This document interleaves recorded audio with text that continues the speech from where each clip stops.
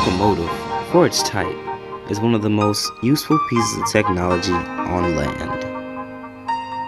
And the engines of Sodor are the power behind the goods and passenger service that go all around the island of Sodor.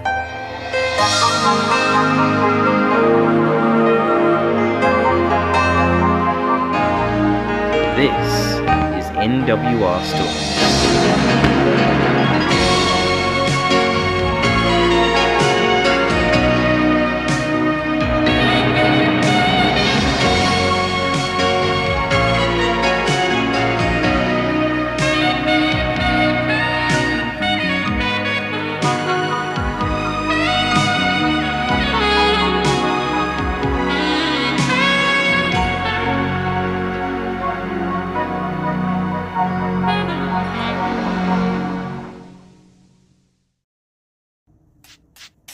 Rolling Stock Rivalry. It was a beautiful day on the island of Sodor, and Boco was returning from the other railway with a goods train.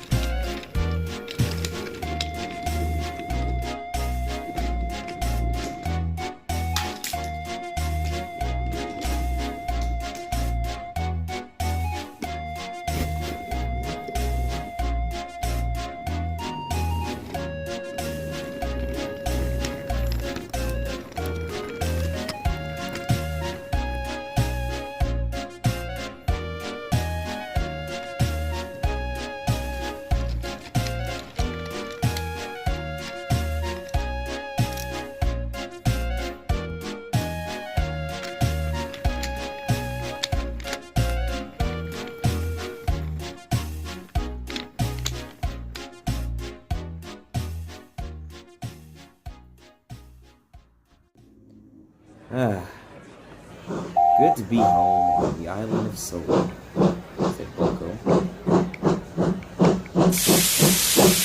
Not long after Boco arrived in the sidings, Diesel had arrived to shunt Boco's train and divide the cars into their respective sidings.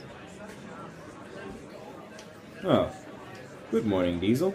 Good to see you today," said Boco cheerfully. "Yes, I suppose it is a good morning," said Diesel in his oily tune. "I see the mainland has given you a lot of cars. Don't worry, I will sort these out as soon as I can." "Thank you, Diesel. You're a jolly good mate," said Boco. "Well, I'm off for cleaning and a good refuel. See you later, Diesel." And with a toot of his horn, Boco left the yard. Soon Diesel got to work, getting ready to move the trucks into their respective sidings.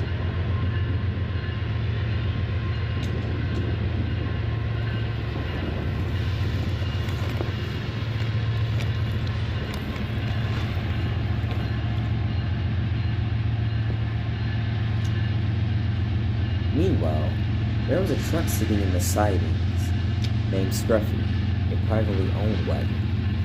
He hadn't been brought out in a while, so he mainly spent his days resting. He did not notice that Diesel was shunting two familiar trucks next to him.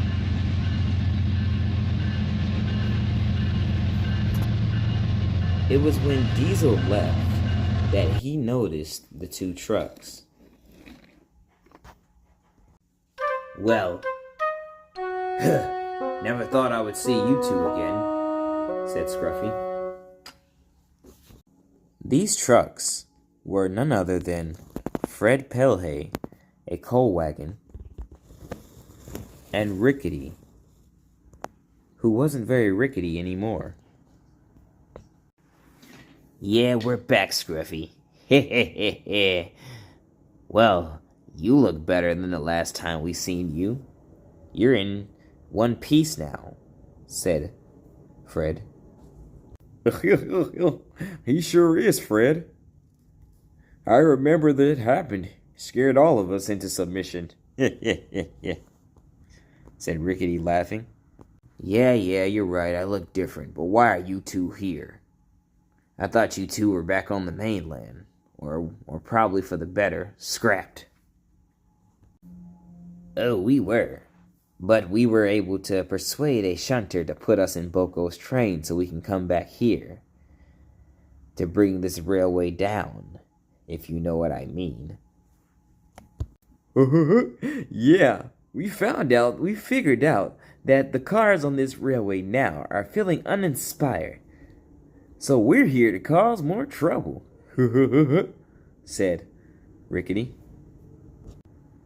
Well, good luck. More things have been getting into place in this railway now.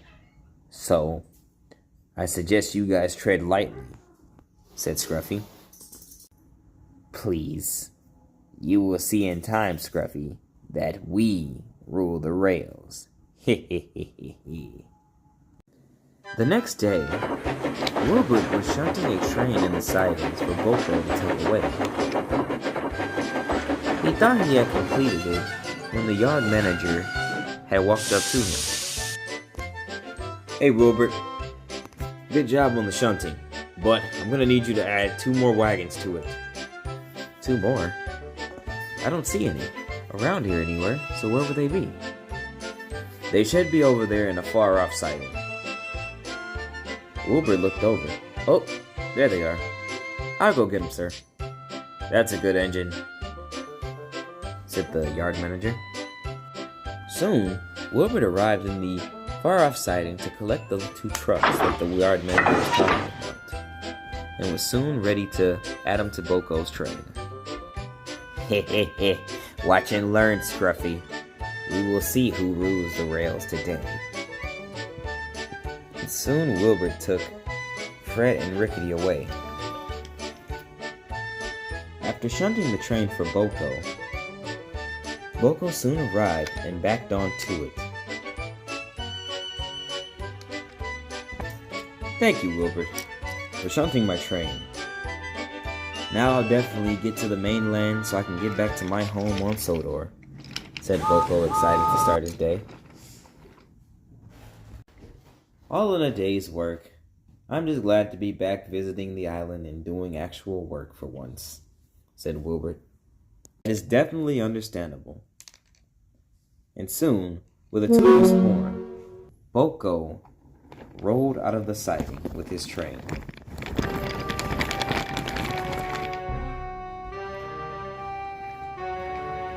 Boco was moving down the line, making good time.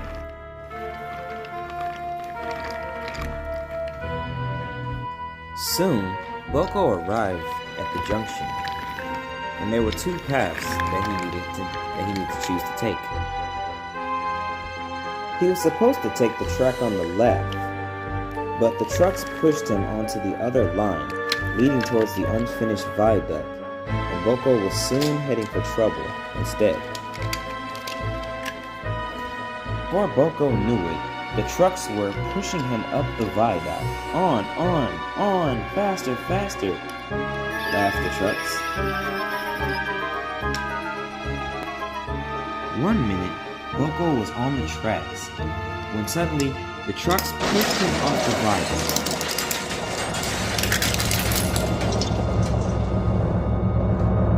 It was a huge mess, and Boco had landed on the ballast trucks below, knocking ballast everywhere. Boco lay dazed and surprised, and soon fell out of consciousness. I am sad to say that this will not be the only accident that happened this week. The rest of the week, the engines were getting pushed by the trucks, first starting with Douglas, who was pushed into the sea by the troublesome truck.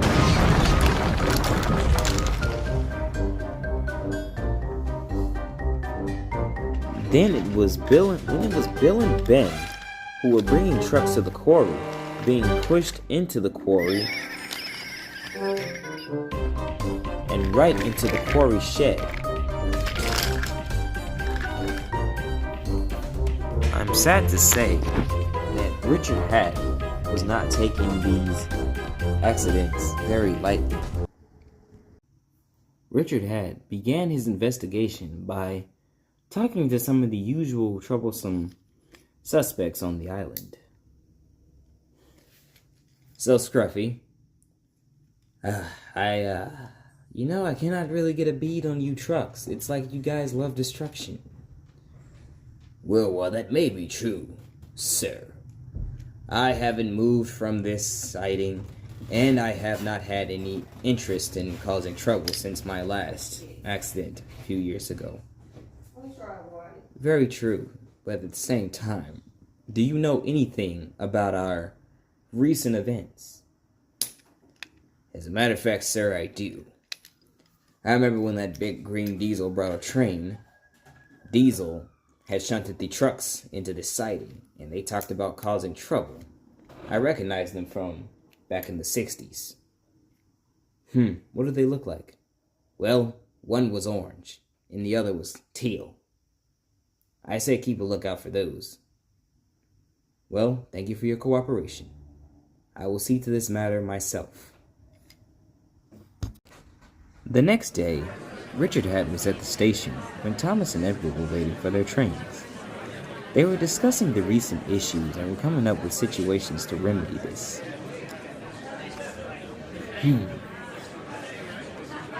I witnessed one of the accidents a few days ago, so I wondered, what is a good way to catch these two in the act without causing significant damage to the road?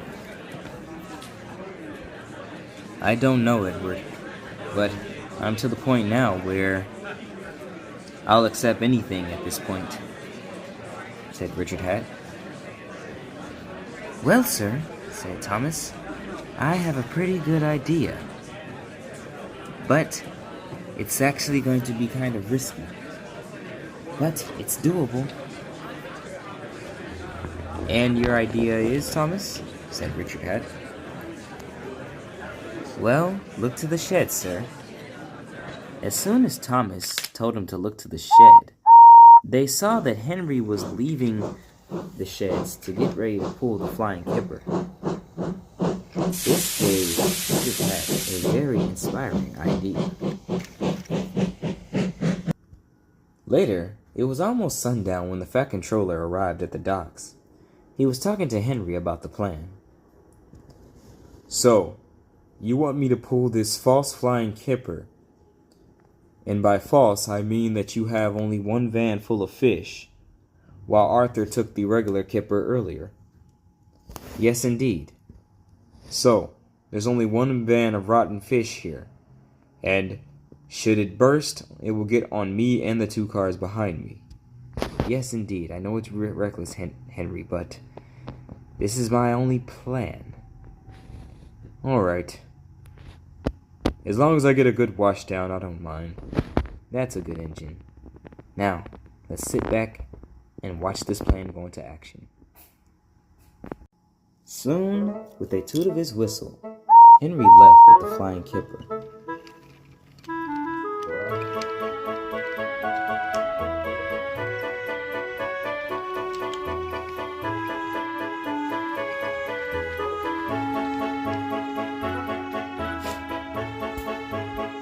Henry made his way to the new viaduct where the plan was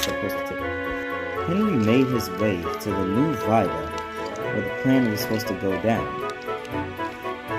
He wasn't happy about the idea of being caught by a fish, but he knew that the Fat Controller had a good reason for why he came up with this plan.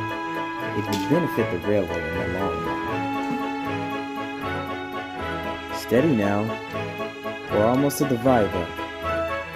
Henry's still not excited about being covered in fish. Simply agreed.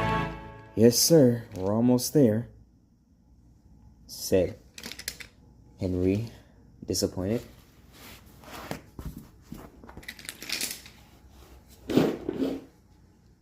They were almost up the hill when it happened. As soon as Henry surged up the hill, the coupling between Fred and Henry broke, and Henry's train began to slide down the hill. Here's the blast plan go, the grand finale, said Fred, but little did he know Fred was wrong. Momentum from the coupling breaking was so strong that it led to Fred, Rickety, and one of Henry's vans to crash onto the ground. The van that crashed, you guessed it, was the one filled with the rotten fish. The smell went everywhere, and rotten fish landed on the two trucks. Oh, this is just horrible. Extremely dreadful. Oh. Was this part of the plan, Fred? Yes, of course, Rickety. You blockhead. Of course this was not a part of the plan, you idiot. This went way, and causing those other accidents were easier than this, said Fred. So it was you two, said Richard Hat, making his way down from Henry. You two are the reason why all these accidents have been happening on my railway. I hope you know the consequences of your actions are going to be very severe. Oh, bring it on, little Richard. You're nothing like the other Fat Controllers. You don't have it in you to punish us. But, as much as I would hate to say this, Fred was wrong. As punishment, Richard Hat had put Rickety and Fred on the dock waters to float around until the smell made them regret their decisions. Beautiful day for a cruise, right, Fred? Said Rickety. Ugh, I hate you so much, said Fred. You know, despite the accidents and the bad behavior, I really do hope they learn their lesson and become better rolling stock. Don't you?